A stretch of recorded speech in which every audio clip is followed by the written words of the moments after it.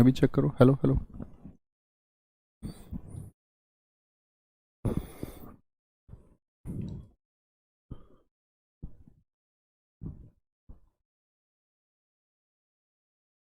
जय हिंद दोस्तों, मैं नवीन शर्मा आप सभी का स्वागत करता हूं। आशा करता हूं आप सब एकदम अच्छे हैं, एकदम बेहतरीन हैं। एक बार सारे प्यारे दोस्त बताएंगे आप सब कैसे हैं। उम्मीद करूंगा एकदम बेहतरीन होंगे, एकदम शानदार होंगे। कुमार अमन, विकास बाबू, पंकज, आंचल सिंह, कुमारी काजल मौर्य, उपासना राठौड़, पारुल, कुंती, एसपी, डाकू, प्रत्युंजय कुमार, गौतम, शिखा मौर्य, नंद किशोर, रिंकू मौर्य, सारे प्यारे दोस्तों का बहुत स्वागत है।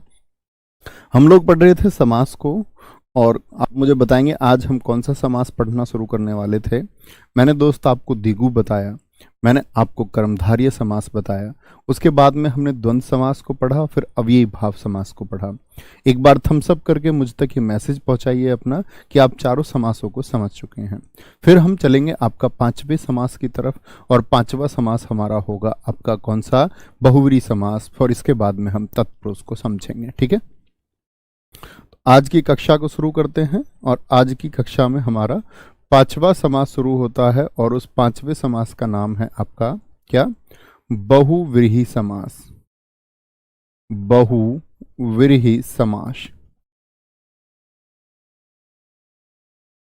बहुव्रीहि समास। समास में कितने पद होते हैं? दो पद होते हैं भाई साहब, पूर्व पद और उत्तर पद, याद रखेंगे। ठीक है, क्या लिखना है? जब पूर्व पद और उत्तर पद, जब पूर्व पद और उत्तर पद मिलकर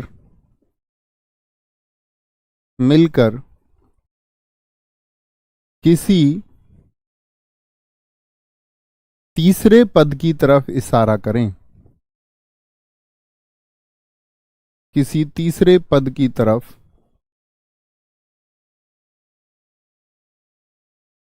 इशारा करें, तो बहुव्रीहि समास होता है। क्या होता है? बहुव्रीहि समास होता है। कब?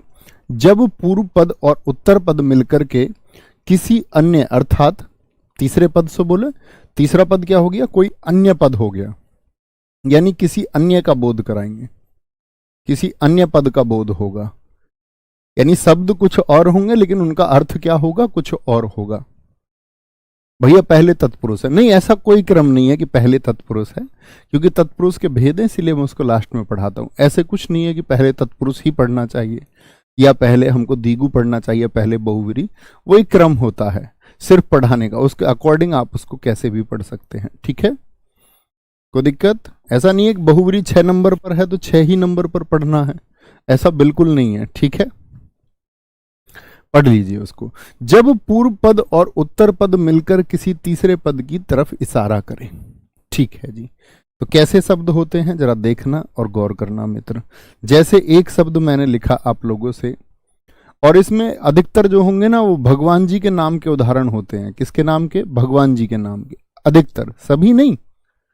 जैसे त्रिनेत्र से आप मुझे बता सकते हैं कौन से, क्या बोलेंगे? त्रिनेत्र से आप मुझे बता सकते हैं कौन से भगवान जी का बोध होता है? तो आप कहेंगे भैया पूर्व पद त्रि यानी कि 3, और नेत्र यानी कि आपका आंख। तो पूर्व पद और उत्तर पद दोनों मिलकर के किसी अन्य पद की तरफ इशारा कर रहे, यानी कि ना तो पूर्व पद प्रधान रहा ना उत्तर पद प्रधान रहा, दोनों ही क्या हो गए, दोनों ही अप्रधान हो गए। अप्रधान यानी कि कोई भी मुख्य नहीं है, क्योंकि अब इशारा करेगा तीसरे तीसरे तीसरे आपका पद की तरफ। जैसे त्रिलोचन, त्रि माने 3 हो गया, त्रि माने 3 हो गया, और लोचन माने क्या होता है, आप पर्यायवाची में पढ़ेंगे, लोचन नेत्र को कहते हैं। तो क्या बोलोगे? त्रिनेत्र, 3 है नेत्र जिसके, 3 है,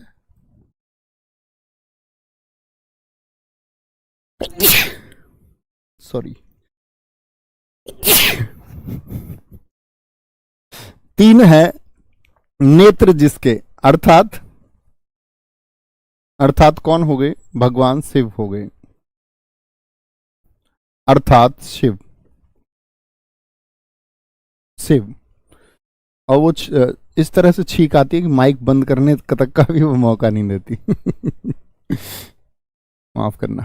त्रिलोचन क्या बोलोगे? तीन है, तीन है। लोचन अर्थात किसको बोलेंगे? लोचन भी नेत्र को ही कहते हैं। तीन है लोचन जिसके, अर्थात ये भी कौन है? शिव ही है, एक ही तो शब्द है। हाँ जी। अब कहने की बात क्या है, आप लोगों को बड़े ध्यान से सीखना है। जैसे इसी को हम त्रिनेत्र, त्रिलोचन, त्रियंब कह सकते हैं, त्रियंबक, त्रिअंबक, अंबक भी आंख को कहते हैं। अब एक मैं प्रश्न पूछता हूं, मुझे बताना त्रिनेत्र में कौन सा समास है? ध्यान से देखना। त्रिनेत्र में आप लोग मुझको समास बताएंगे, समास कौन सा होगा? ऑप्शन ए है आपका अव्ययी भाव, अव्ययी भाव। ऑप्शन 2 है आपका दोस्त क्या बोलेंगे? तत्पुरुष समास, जो कि अभी आपने पढ़ा नहीं है, तत्पुरुष समास। तीसरा मैंने दे दिया आप लोगों को द्विगु समास, द्विगु समास। चौथा कर्मधारय समास। अब मुझे बताइए क्या उत्तर आप चुनेंगे? त्रिनेत्र आपकी परीक्षा में आया और 4 ही विकल्प हैं, जिसमें से पहला विकल्प है अव्ययी भाव, दूसरा तत्पुरुष, तीसरा द्विगु और चौथा कर्मधारय। अब आपका उत्तर क्या होगा? अब आपका उत्तर क्या होगा? आप कहेंगे त्रिनेत्र में जो समास होगा भैया जी हम जानते 3 पहला पद संख्यावाची, तो द्विगु हो जाएगा। क्या हो जाएगा? द्विगु हमारा उत्तर हो जाएगा। यानी कि अगर आप बात करें भाई साहब की अन्य समास भी हो सकते हैं क्या? बिल्कुल हो सकते हैं, लेकिन क्या याद रखना है, कभी भी यदि कभी भी अगर विकल्प में आपका बहुव्रीहि हुआ तो हमेशा प्राथमिकता किसको देनी है? तब उत्तर क्या हो जाएगा? तब आंसर द्विगु नहीं रहेगा। क्या बोलेंगे जी? तब भैया जी उत्तर द्विगु नहीं रहेगा, तब उत्तर आपका बहुव्रीहि हो जाएगा। यानी नोट बन के लिख लो, जहां आपको कंफ्यूजन हो, कंफ्यूजन से मतलब ये नहीं कि बेवजह का कंफ्यूजन, जहां आपको लगे कि यह तो अन्य पद की तरफ इशारा करेगा, तो बहुव्रीहि को प्राथमिकता देंगे। किसको प्रायोरिटी पर रखना है? बहुव्रीहि को। किसको प्राथमिकता पर रखना है? जैसे एक शब्द होता है पीतांबर, किसमें पढ़ा था हमने? मैंने आपको बताया था, मैं आपको बताऊंगा। पीतांबर, पीले हैं वस्त्र जिसके, कौन से भगवान जी पहनते पीले वस्त्र? तो पीत माने पीला, अंबर, तो ये तो हो गया क्या दोस्त आपका? पीतांबर की अगर हम बात करें, पीतांबर की अगर हम बात करें तो यह एक पद तो हो गया विशेष्य। देखिए पीतांबर, पीतांबर 2 शब्दों से मिलकर बनता है, एक तो पीत अर्थात पीला और अंबर यानी कि वस्त्र। तो वस्त्र क्या हो गए आपका? जिसके बारे में बात चले वह विशेष्य होता है दोस्त, और जो विशेष्य की तारीफ करे वह क्या होता है? पीला क्या है? विशेषण है। ये आप पढ़ भी चुके हैं। तो एक विशेषण और एक विशेष्य। लेकिन जब बात पीतांबर की आएगी तो कौन से भगवान जी का बोध कराएगा? बोलेंगे भी फटाफट से, बोलेंगे, कोई दिक्कत? तो आप कहेंगे पीतांबर होगा। पीतांबर अर्थात पीले हैं वस्त्र जिसके। ये आप लिख सकते हैं ना अब आगे, पीतांबर यानी कि पीले हैं वो अंबर, पीला है अंबर जिसका, ऐसे लिखना है। पीतांबर, पीला है अंबर जिसका, अंबर अर्थात वस्त्र। कौन होंगे? भगवान विष्णु भी और भगवान श्री कृष्ण भी। ठीक है, अर्थात श्री कृष्ण क्या होंगे? अर्थात श्री कृष्ण होंगे, श्री कृष्ण होंगे। ठीक है, अच्छा। अब ऐसी अन्य शब्द आप लिखिए। आशुतोष क्या भगवान जी का बोध कराते हैं? बोलिए। आशुतोष आप लिखेंगे, आशु बोलते हैं जी शीघ्र को। जैसे ये नहीं हम बोलते ना आशु कवि, जो तत्काल रचना कर देता हो, ऐसा कवि। तो आशु लिपिक होता है, तो आशु का मतलब होता है शीघ्र, जल्दी। तो आशु मतलब शीघ्र, शीघ्र हो जाते हैं जो तोष, तोष का मतलब होता है संतोष को, और यानी कि संतुष्ट। कौन है आशुतोष? तो भगवान शिव हैं, अर्थात कौन है? शिव हैं, शिव। कौन बोलोगे? शिव हैं। कोई दिक्कत, कोई परेशानी? समझ गए ना? तो यानी कि किसी तीसरे पद की तरफ इशारा होगा, तीसरे पद की तरफ इशारा होगा, यानी कि ये पूर्व पद और उत्तर पद दोनों के दोनों क्या हो जाएंगे? दोनों के दोनों हो जाएंगे आपके अप्रधान। क्या हो जाते हैं? ये अप्रधान, यानी कि प्रधान, यानी मुख्य पद ये नहीं रह जाते, मुख्य पद हो जाता है तीसरा पद। क्या हो जाता है? तीसरा पद हो जाता है। कोई दिक्कत? चलो जी, अब आगे की बात पर आते हैं। अन्य शब्द आप सब लिखने का प्रयास करें। अभिषेक गौतम जी ने लिखा है दशानन, बहुत अच्छा शब्द है। दश है आनन जिसके, आनन का अर्थ क्या हो गया? चेहरा, चेहरा। चतुरानन, चतुरानन क्या बोलोगे? चार है आनंद जिसके, चार मुख, जैसे ब्रह्मा जी हो गए। दशानन किसका अर्थ करता आता है? रावण का। चतुरानन किसका बोध कराता है? ब्रह्मा जी का, ब्रह्मा जी का। विष्णु जी के लिए जैसे चतुर्भुज का इस्तेमाल हो जाता है। अब चतुर्भुज में अगर बहुव्रीहि ना हुआ तो क्या उत्तर लिखोगे जरा बताइए? दशानन में आपको विकल्प में मिला ही नहीं मित्र बहुव्रीहि, तो क्या लगाएंगे? तब तो क्या बोलेंगे? तब तो भाई साहब हमको क्या लिखना होगा? तब तो भैया जी हमको द्विगु लिखना होगा। ये बात हम जान चुके हैं, ठीक है। दशानन, 10 हैं आनंद जिसके, 10 हैं मुख जिसके, कौन है? रावण है। 4 हैं भुजाएं जिसकी, कौन है? विष्णु जी हैं। क्या बोलोगे? ये विष्णु जी का बोध कराता है। चतुर्भुज हो गया, चतुर्भुज। रत्न गर्भा, रत्न में है गर्भ जिसके, ये आपको लिखना ही होगा। तो रत्न गर्भा समुद्र का बोध कराता है। किसका? समुद्र का। सुग्रीव, अब देखो सुग्रीव से क्या बनेगा आपका? बड़ा अच्छा शब्द है सुग्रीव। सुंदर है ग्रीवा जिसकी, ठीक है। अब सुग्रीव तो एक पात्र हो गया। अब यहां पर देखें ध्यान से, जैसे मैं कहूं आपसे सु माने क्या होगा? एक उपसर्ग है सुग्रीव, यानी कि अच्छी गर्दन को दर्शाता है। किसको? अच्छी गर्दन दर्शाता है मित्र, या नहीं? सु एक उपसर्ग है। अब मैं इसको गर्दन की तारीफ हो रही है, यानी ये विशेष्य हुआ और ये विशेषण हुआ, तो कर्मधारय समास होगा कि नहीं होगा? बोलो हाँ या ना। अभी तक मेरे अनुसार कर्मधारय है या नहीं है? अच्छा, फिर इसमें अव्ययी भाव होगा या नहीं होगा? क्योंकि एक उपसर्ग भी है। तो मैंने आपसे कह दिया था यदि उपसर्ग हो तो अव्ययी भाव को प्राथमिकता देंगे, लेकिन दिक्कत यह आ गई सुग्रीव के 4 ऑप्शन दे दिए परीक्षा में, कर्मधारय भी दे दिया, अव्ययी भाव भी दे दिया। तो यहां तक तो ठीक है, अव्ययी भाव को प्राथमिकता देंगे भैया आपने बताया, लेकिन तीसरा जैसे ही बहुव्रीहि आ गया तो अब प्राथमिकता किसको देंगे? अब उत्तर हो जाएगा हमारा बहुव्रीहि। समझे इस बात को? बहुत बढ़िया। अन्य शब्द लिखने का प्रयास कीजिए। और क्या क्या आप जानते हैं? सुग्रीव हो गया, जैसे हम हनुमान जी के लिए बोलते पंचमुखी। देखिए आपने तस्वीर पंचमुखी उनकी। पंचमुखी कौन है? 5 है मुख जिसके, कौन है? हनुमान जी हैं। हनुमान जी, हनुमान जी को बोध, 5 हैं मुख जिनके, ठीक है, पंचमुखी बोल देंगे। एक आपका होता है हिम कन्या। हिम कन्या, हिम है जो कन्या, मां पार्वती को बोलते हैं, पार्वती जी को बोलते हैं, ठीक है। हिम है जो कन्या, हिम है जो कन्या, हिम है जो कन्या। नीलकंठ, नीला है कंठ जिसका, कौन है? सब जानते हैं, भगवान शिव होंगे। कौन होंगे? भगवान शिव होंगे। नीला है कंठ जिसका। चंद्रचूड़, चंद्र बोलते हैं चंद्रमा को, और चूड़ यानी कि मस्तक को, जिनके मस्तक पर चंद्रमा है, कौन है? भगवान शिव हैं, ठीक है। जैसे चंद्रमौली, चंद्रमा, मौली किसको बोलते हैं? मस्तक को बोलते हैं। मस्तक पर जिनके चंद्रमा है, चंद्रमा है जिनके मस्तक पर, क्या बोलोगे? चंद्रमौली होंगे। क्या होंगे? चंद्रमौली। फिर आते हैं धारण करने वाले।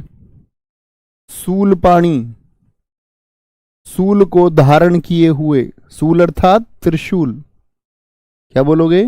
सूल क्या है? त्रिशूल। त्रिशूल, सूल को धारण किए हुए, सूल को धारण किए हुए, तो क्या हो गया? सूल पाणी। अन्य शब्द कौन से बन सकते हैं पानी से, जरा देखिए।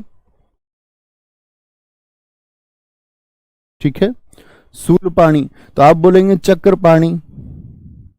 जिन्होंने चक्र को धारण कर रखा है कौन है, जरा बताएं।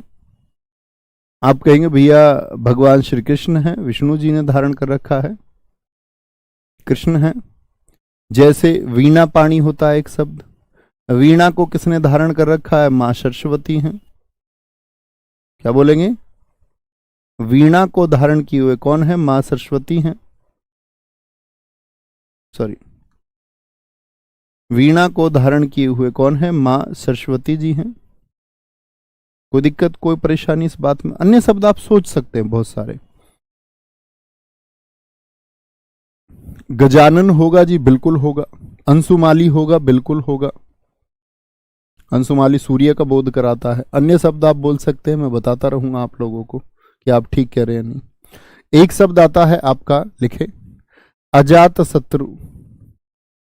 अजात शत्रु, जिसका शत्रु ना जन्मा हो, ना जन्मा हो। ठीक है। मुरलीधर शब्द हो गया, जैसे भगवान श्री कृष्ण जी के लिए मुरली को धारण किए हुए है जो। पुष्प धनवा हो गया, पुष्प धनवा, यानी जिस पुष्पों का जिसका धनुष बना हुआ हो, पुष्प धनवा। सॉरी, अजात सूत्र लिख दिया मैंने, अजात शत्रु, अजात शत्रु। ठीक है, राजेंद्र प्रसाद जी की तरफ इसका इशारा जाता है। मुरलीधर कौन है? भगवान श्री कृष्ण जी की तरफ इशारा जाता है। पुष्प धनवा ये कामदेव हैं, जिनको कंदर पंचर्स के नाम से या पंचसर बोलते हैं पर्यायवाची शब्दों में। ठीक है। महावीर हो जाएंगे, हाँ जी। हनुमान जी हो जाएंगे। गजानन हो जाएंगे, हाँ जी। गज है जिनका आनंद, अर्थात श्री गणेश हो गए, श्री गणेश हो गए। बहुत बढ़िया, वेरी गुड, वेरी गुड, बहुत शानदार। गांडीवधारी बिल्कुल होगा। गांडीव से हम लोग देख सकते हैं कि गांडीव एक धनुष था दोस्त। किसका धनुष था गांडीव? कौन कौन बताएगा? गांडीव उठाओ अर्जुन, अर्जुन का है। ऐसे ही आपका पिनाकधारी हो सकते हैं, भगवान शिव का पिनाक है आपका धनुष का नाम। ठीक है, कोई दिक्कत, कोई परेशानी? घनश्याम बिल्कुल होंगे। तो समझे, एक बार थम्स अप करके मुझे बताएं कि यानी कि भैया जो अन्य पद की तरफ इशारा करे और उसमें से मुख्यतः कभी परीक्षाओं में आता है तो भगवान जी के नाम ही आते हैं और 100% यही आते हैं। ठीक है, बोलेंगे जी, कोई दिक्कत? बोलें जी फटाफट से। Very good, very good, very good.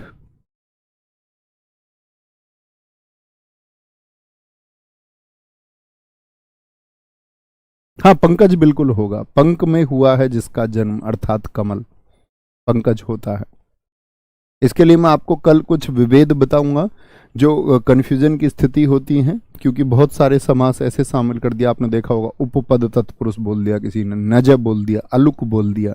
ये सब विभेद में कल की कक्षा में आपको समझाऊंगा, तब ज्यादा समझ पाएंगे। ठीक है, इतनी बात में यहां तक किसी कोई परेशानी वो बताए एक बार।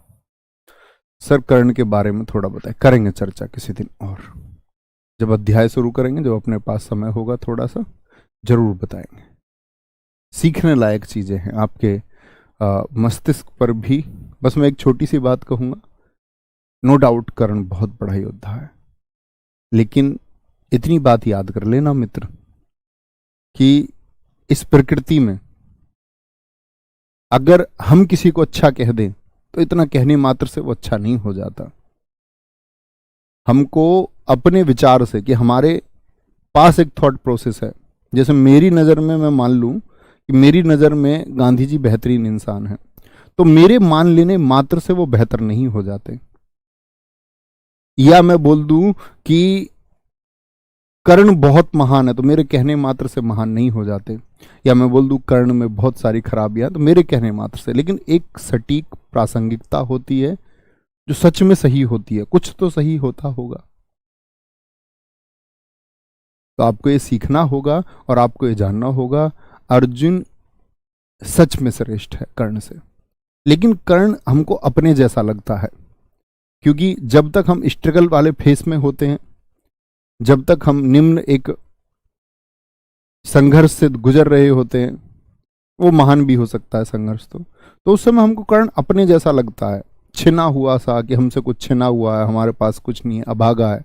तो हम अपने दिमाग पे एक पट्टी डाल लेते हैं और जैसा लोग बोलते हैं कि कर्ण महान है तो उसको मान लेते हैं। लेकिन ऐसा नहीं है। जब आप एक अध्ययन करेंगे तो आप ये पाएंगे बैटल ग्राउंड पर अर्जुन श्रेष्ठ है कर्ण से, और सही मायने में श्रेष्ठ है। ठीक है, आगे आएंगे।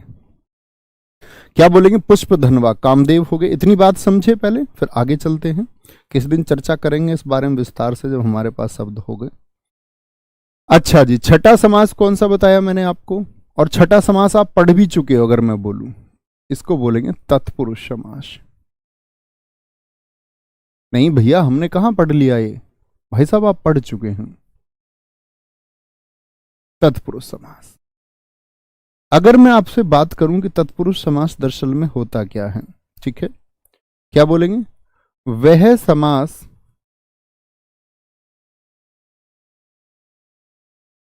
जिस्म का, क्या बोलोगे? जिसका उत्तर पद प्रधान हो, उत्तर पद प्रधान हो। क्या होता है? उत्तर पद प्रधान होता है। और साथ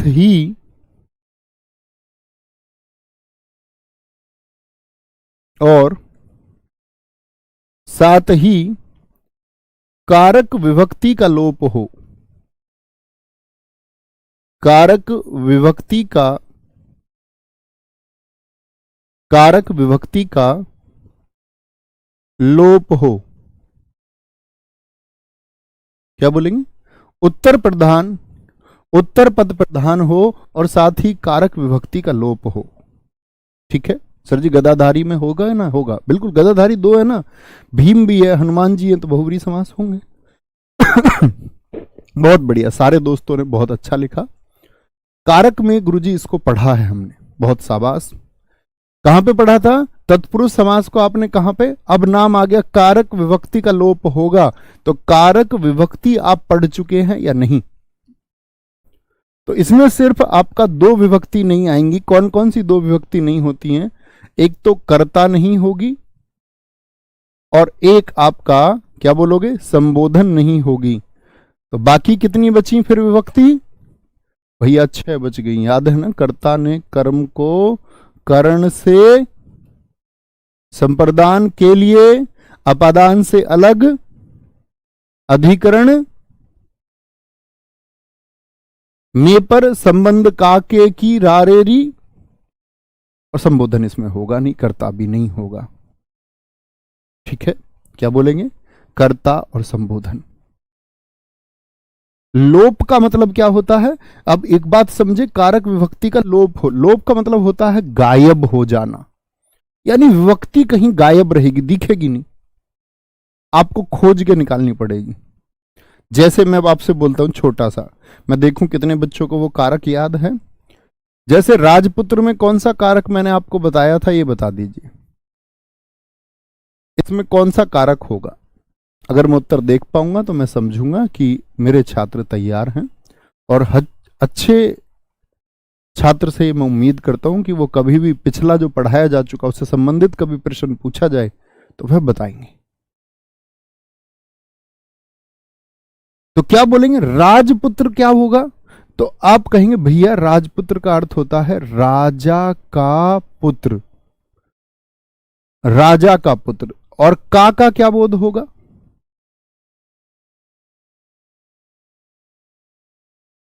समझे? तो जब हमने राजपुत्र को लिखा तो का इसमें छिपा हुआ था या नहीं? यानी का इसमें लोप हो गया था? नहीं। कहां पर लोप हुआ था? यहां पर। लोप अर्थात गायब। जैसे बोलते ना कि डायनासोर विलुप्त हो गए, तो डायनासोर गायब हो गए। बहुत बढ़िया, बहुत सारे दोस्तों ने लिखा संबंध है, संबंध। क्या हो जाएगा भैया, इसमें संबंध कारक है। मैं बहुत पीठ थपथपाता हूं उन दोस्तों की जिन्होंने संबंध कारक लिखा है, लेकिन ये नाम दिखाइए। इनका नाम है जगन्नाथ पांडे। इन्होंने लिखा है संबोधन कारक है जी इसमें। और कौन कौन दोस्त हैं जरा दिखाइए। बहुत बढ़िया, प्रिया सागर भी कह रही हैं, वेरी गुड, बहुत बढ़िया। ज्यादातर बच्चों का, कुछ कुछ का, लक्ष्मीकांत कह रहे हैं अधिकरण, पॉलिटी कोच लक्ष्मीकांत। हाँ, गोपाल शर्मा कह रहे हैं कर्म, बहुत बढ़िया मेरे दोस्तों। क्या बोलेंगे जी, इसमें होगा संबंध कारक। अच्छा, ये तुम्हारी गलती नहीं है कि तुमको राजा का पुत्र का भी बोध नहीं हो रहा है और फिर कर्म भी कहते हो को।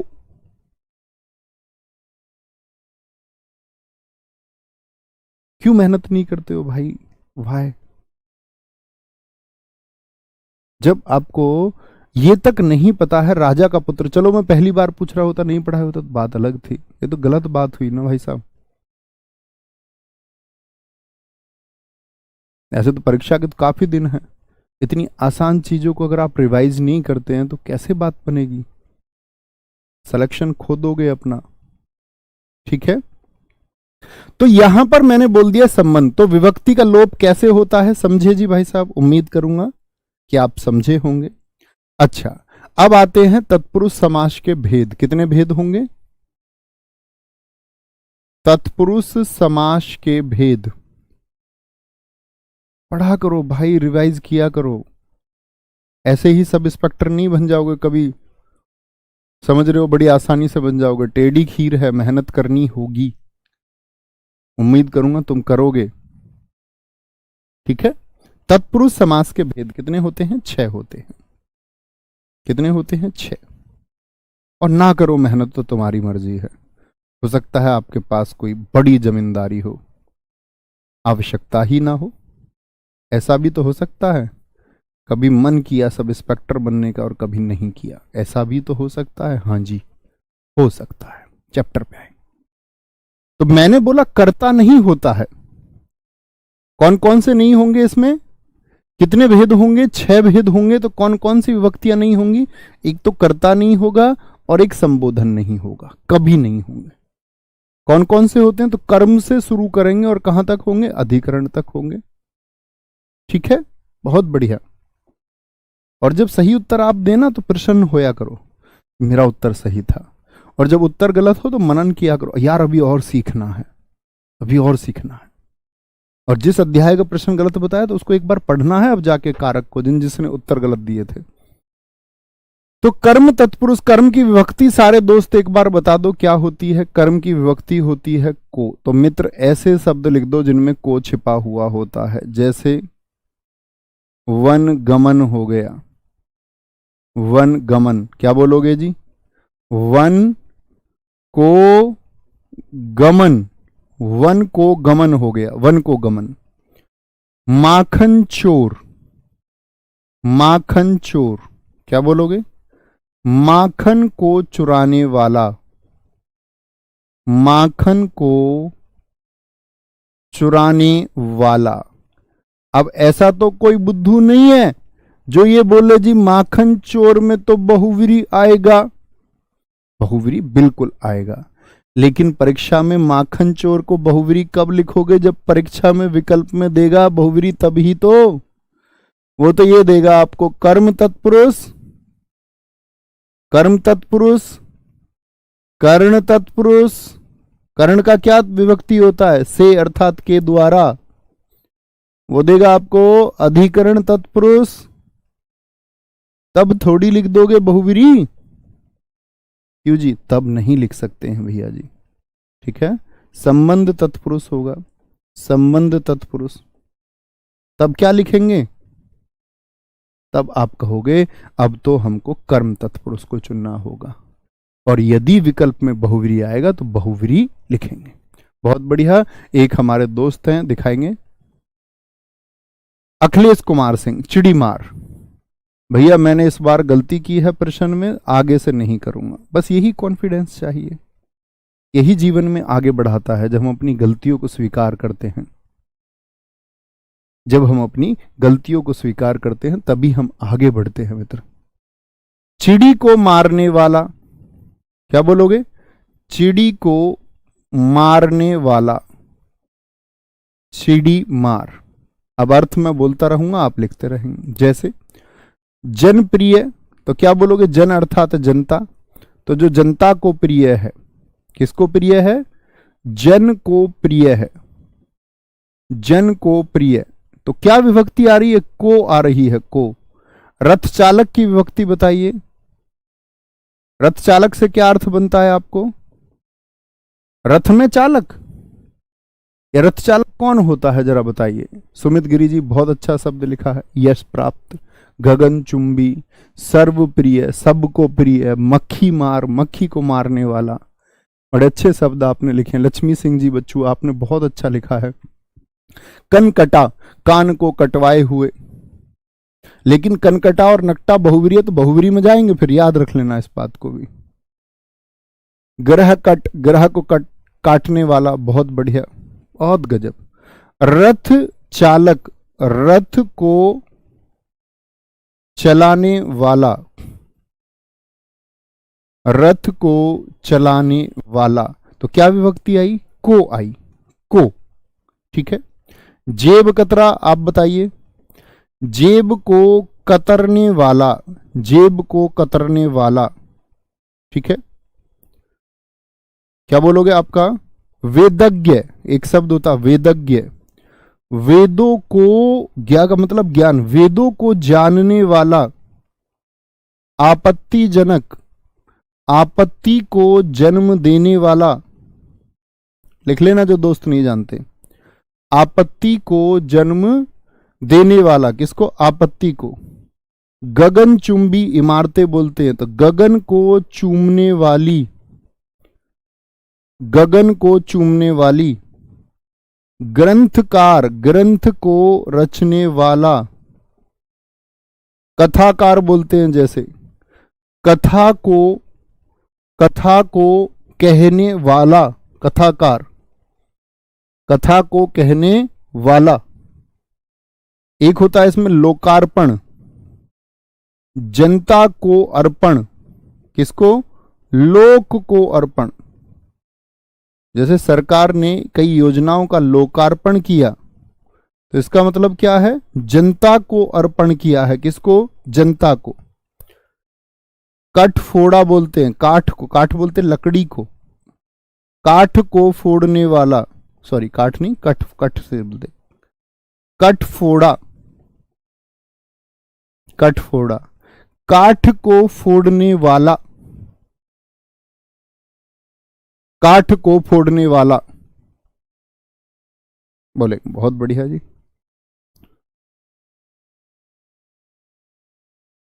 बहुत बढ़िया, बहुत शानदार। सर घर में बहुत काम होता है, रिवीजन नहीं कर, कोई नहीं सुनेगा आपके बहाने, ना मैं इंटरेस्टेड हूं आपके बहाने सुनने में। बिल्कुल मुझे आपके बहाने की आवश्यकता नहीं है, क्योंकि बहाने से कुछ नहीं होगा। आपको क्या काम है, कैसे है, क्या आप करते हैं, उस सब का कोई अर्थ नहीं है। इंडिविजुअल का कोई सॉल्यूशन नहीं हो सकता। बात यह है कि आप तैयारी कर रहे हैं, कल परीक्षा देंगे, सिलेक्शन होता है या नहीं होता है, उसका अर्थ है। धनुर्धारी, धर्म को धारण करने वाला, और कहते हैं ना दम है तो आगे बढ़िए। कायर आदमी आगे नहीं जा सकता। और याद रख लेना, जब कभी भी जीवन में आप बहाने बनाएंगे तब वो कायरता है। और कायर उसी को कहते हैं जो अपनी असफलता को ढकने का प्रयास करता है, या अपनी असफलता को किसी दूसरे के पास डालना चाहता है, या किसी दूसरे पर उसका ठीकरा फोड़ना चाहता है। जो ये कहता है कि मैं असफल हो गया किसी और वजह से, परिस्थितियों की वजह, वही व्यक्ति तो कायर है। तलवारबाजी अब नहीं बची कि आप किसी को बहादुर या कायर तलवार चलाने से कहे। अब तो स्ट्रगल की, ये संघर्ष की जो रहा है, इस पर कहलाता कौन वीर है और कौन कायर है। और आज आपका लाइफ जीवन ही युद्ध हो चुका है। बोलो जी।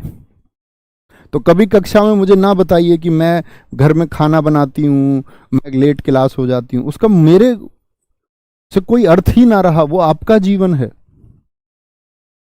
कि आप रिवीजन नहीं कर पाते हैं, क्योंकि बच्चों आपको करना ही होगा।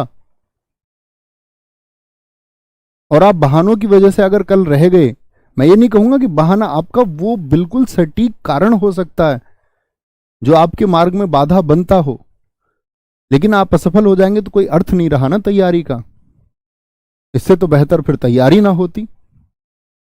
फिर तो यही ख्याल आता है ना बाद में, तो बाद में वो ख्याल नहीं आना चाहिए, है ना। काठ का अर्थ क्या होता है? काठ का अर्थ अभी बताया मैंने, देखा, लकड़ी।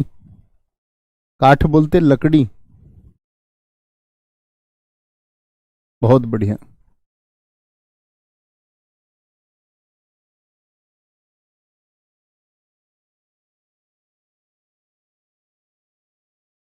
बहुत बढ़िया। हाँ बिल्कुल, नरभक्षी हो जाएगा। देखो नरभक्षी क्यों हो जाएगा? नरभक्षी, नर को खाने वाला, नर को खाने वाला। बहुत बढ़िया जी।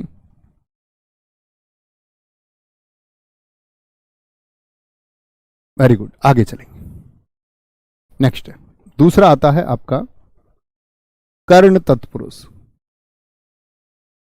एक अच्छा मैनेजमेंट बनाइए अपनी तैयारी का, वो आप ही बना सकते हैं, इस दुनिया में कोई और नहीं बना सकता। कर्ण तत्पुरुष।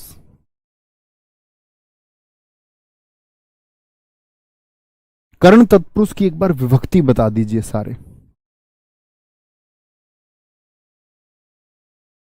हाँ, भूकंप बिल्कुल होगा। भू यानी धरती को कपा देने वाला। Very good. क्या बोलेंगे? कर्ण तत्पुरुष। कर्ण तत्पुरुष की विभक्ति क्या होगी? कर्ण होता है से, याद है ना विभक्ति, या भूल गए? और जिसका अर्थ होता है के द्वारा, के द्वारा। और कर्ण तत्पुरुष में क्या क्या होगा आपका? जैसे मैं बोल दूं स्वयं रचित, अपने ही हाथों रचा स्वयं को, अब तुमसे मिटने का खौफ नहीं।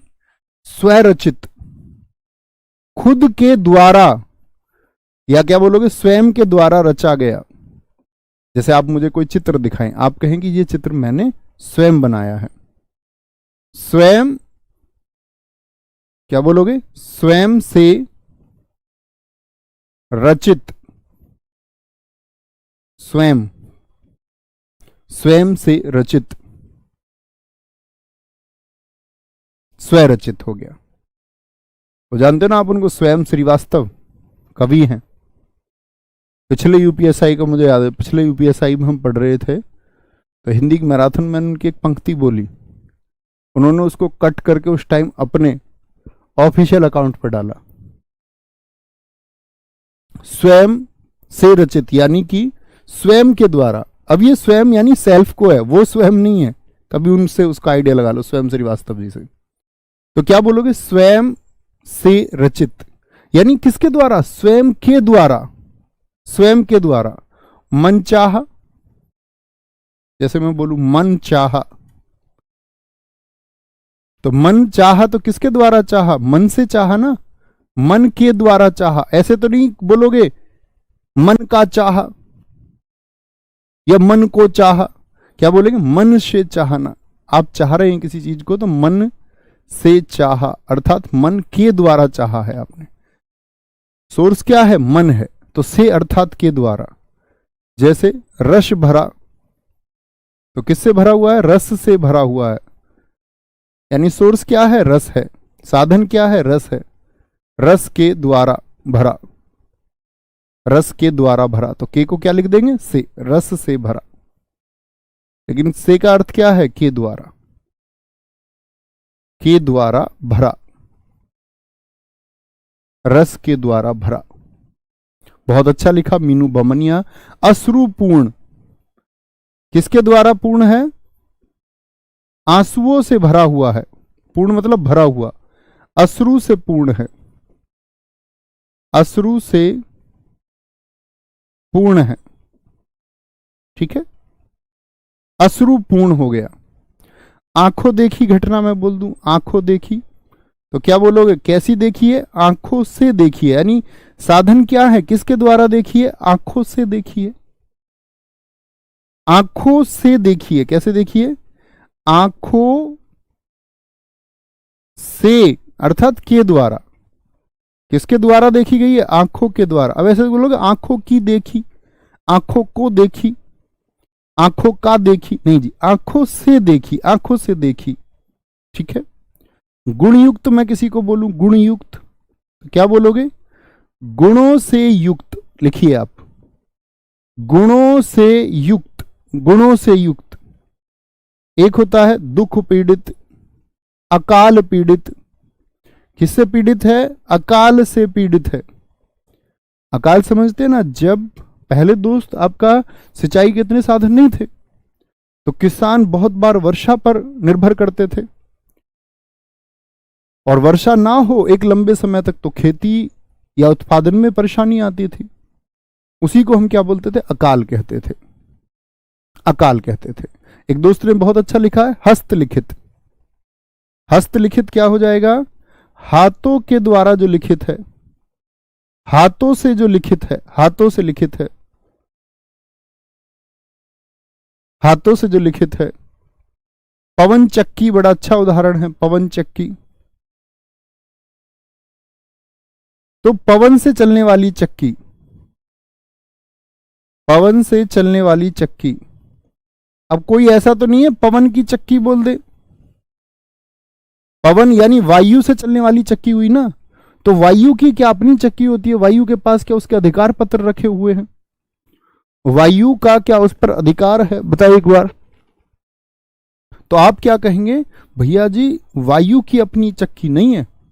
भाई हम कहते हैं राजा का पुत्र, तो राजा का तो पुत्र हुआ, उसकी अथॉरिटी है उस पर, लेकिन वायु से चलने वाली चक्की है क्या। बहुत बढ़िया। एक दोस्त ने हमारे ने लिखा बहुत अच्छा, क्या, रोगग्रस्त, तो रोग से ग्रस्त है, रोग से ग्रस्त है, लेकिन रोग मुक्त नहीं होगा। जो दोस्त रोग मुक्त लिख रहे हैं, रोग मुक्त किस में चला जाएगा जरा बताना, रोग से तो मुक्त हो चुका, यानी रोग से अलग हो चुका, और अलग हो चुका तो अपादान होगा, अपादान होगा। बहुत बढ़िया। देखो रोग मुक्त नहीं होगा राजीव कुमार जी, मुक्त का मतलब अलगाव हो जाता, अलग हो गया, ठीक है। एक बच्चा अपराध मुक्त लिख रहा है, आप भी गलत हैं, इसका मतलब आपने भी तब अपादान पढ़ा है तो समझा नहीं। अलग को जो दर्शाए वो से होता है, लेकिन वो होता है आपका अपादान, से अलगाव, ठीक है। बहुत बढ़िया जी, कोई दिक्कत। तो क्या बोलोगे, के द्वारा। जैसे मैं बोल दूं रेल यात्रा, तो रेल यात्रा क्या हो गई, रेल से यात्रा, रेल, बोलो भाई, रेल से यात्रा बोल दूं क्या, इसको बहुत सारे दोस्त देखेंगे और गलत करेंगे। अच्छा आप रेल के द्वारा यात्रा कर सकते हैं क्या, मुझे एक बार बताएं। कभी लिख मत देना, रेल से यात्रा नहीं होती, रेल पर यात्रा होती है मेरे दोस्त। रेल बोलते हैं हम लोग, बोलते हैं रेल, हम क्या समझते हैं, रेल माने रेलगाड़ी, नहीं, वो तो ट्रेन माने होती है। ट्रेन यात्रा लिख दे तो ठीक होगा, लेकिन ये रेल, रेल का मतलब होता है पटरी। पटरी से यात्रा नहीं होती, पटरी पर यात्रा होती है। क्या बोलोगे, आप सड़क से नहीं चलते, आप सड़क पर चलते हैं, ऐसे ही पटरी पर, वो अधिकरण में आएगा, अधिकरण में आएगा, ठीक है। जैसे मैं कह दूं आपका एक शब्द होता है आपका पवन चक्की हो गया, किसी लेखक को ले ली, बिहारी चरित्र, जयशंकर चरित्र, बिहारी, बिहारी रचित, तो किसके द्वारा, बिहारी के द्वारा रची गई है, बिहारी के द्वारा। रत्न जड़ित एक शब्द होता है, रत्न जड़ित, रत्नों से जड़ा हुआ, रत्नों से जड़ा हुआ, रत्नों से जड़ा हुआ, किससे जड़ा हुआ है, रत्नों के द्वारा जड़ा हुआ है, रत्नों के द्वारा, ठीक है। रेल यात्रा बड़ा चर्चित रहा है, मैं इसको लिखा चुका हूं पिछली बार, रेल के द्वारा, लेकिन बाद में मुझको खुद ही बोध हुआ था इसका कि नहीं, एक समय पर होता है। ये दो शब्द मैं बड़े बाद में समझ पाया, एक तो रेल यात्रा, इसके लिए बड़ा अध्ययन करना पड़ा, और एक था कन्यादान, ठीक है। बोलेंगे? कोई दिक्कत, कोई परेशानी? हाँ, रेल के द्वारा क्या बोलेंगे भैया? पटरी के द्वारा कोई यात्रा नहीं हो सकती। अच्छा, आप एक बात बोले, मैं बोलूं सड़क यात्रा, तो क्या बोलेंगे? सड़क पर यात्रा या सड़क के द्वारा यात्रा? यात्रा तो आपके द्वारा की गई है, सड़क पर हुई है। ऐसी ही वो किस पर होती है? पटरी पर होती है, रेल पर बोलते हैं उसको। ठीक है। क्या बोलोगे? रत्न जड़ित हो गया, कोई दिक्कत, कोई परेशानी? कोई दिक्कत, कोई परेशानी? तीसरा आता है हमारा, कल हम यहां से शुरू करेंगे। तीसरा आएगा हमारा, तीसरा बोध आएगा। ये किसके भेद पढ़ रहे हैं हम? तत्पुरुष के। और तीसरा है हमारा संप्रदान। और एक बार जिन दोस्तों ने आज गलत उत्तर दिए, संप्रदान तत्पुरुष समास, जिन हमारे भाई साहब या बहनों ने गलत उत्तर दिए ना भैया, प्लीज एक बार कारक को पढ़ लेना। गलती नहीं होनी चाहिए, है ना? कभी गलती नहीं होनी चाहिए भैया। स्वर्ग प्राप्त क्या होगा? कर्म में जाएगा। स्वर्ग को प्राप्त, स्वर्ग को प्राप्त होगा। ठीक है। आत्मकथा हो जाएगा जी? क्या नहीं, क्या बोलेंगे? वो स्वयं की कथा हो जाएगा, आत्म की कथा हो जाएगा, वो संबंध में जाएगा। भैया रोग मुक्त नहीं होगा तो गुण युक्त कैसे हो जाएगा? बेटा आप इतने बुद्धू हो। गुण युक्त, गुण, जब आप गुणों से युक्त होते हैं तो गुण आपसे जुड़ते हैं या दूर होते हैं? बताइए। तो आप कहेंगे गुण युक्त, यानी गुण आपके अंदर समा रहे हैं, गुणों से युक्त। इसलिए रोग मुक्त मतलब है तो से ही रोग से मुक्त हुए हो, लेकिन जब मुक्त हुए तो रोग आपके अंदर आए या बाहर गए? जैसे मैं आपसे बोलूं आप ऋण मुक्त हो गए, तो ऋण आपके पास आया या आपसे दूर गया जो कर्जा था? कर्ज मुक्त, अपराध मुक्त आप हो गए, दोष मुक्त हो गए, तो ये सब चीजें आपसे दूर चली गई। तो ये बताया था मैंने, आपने शायद कारक नहीं पढ़ा है? बोलेंगे भाई बहुत बढ़िया, बहुत शानदार। रसोई घर बहुत अच्छा लिखा है, संप्रदान में ही आएगा। दिल लगी भैया संबंध में आएगा, दिल की लगी। सारे के सारे अभी जितनी गलती तुमने की है, जितने उत्तर, उतनी दंड बैठक लगानी है। आप बोले ठीक है मास्टर जी, लगा ली दंड बैठक, लेकिन जो इसको पूर्ण कर जाए उसके अंदर एक भाव पैदा हो, और सीखा जाता है हमेशा भाव से। एक गलती की एक पनिशमेंट, लड़का हो या लड़की एक पुशअप, चलो लड़कियों को माफ कर देते हैं। तुमको आज घर जाके जो साफ बर्तन है वो एक बार फिर से साफ करनी है, उनको क्यों साफ करे? नहीं, तुम्हारे लिए भी होना चाहिए सेम पनिशमेंट। नौकरी तो सेम होगी ना, सैलरी भी सेम होगी, सब कुछ सेम होगा, तो एक एक, और वो भी डिप्स लगवाएंगे तुमसे। एक्सरसाइज तो ट्रेनिंग में भी करवाई जाएगी, तो एक एक याद रख लेना, सबके लिए है वो, एक गलती पर एक। ओके, तो कल शुरू करते हैं इसको संप्रदान तत्पुरुष से। और एक बार प्लीज जिन दोस्तों को थोड़ा ये हुआ कि भाई कारक कैसे है, जिन्होंने कारक नहीं पढ़ा है वो कारक चैप्टर में पहले जाइए, एक बार उसको पढ़िए।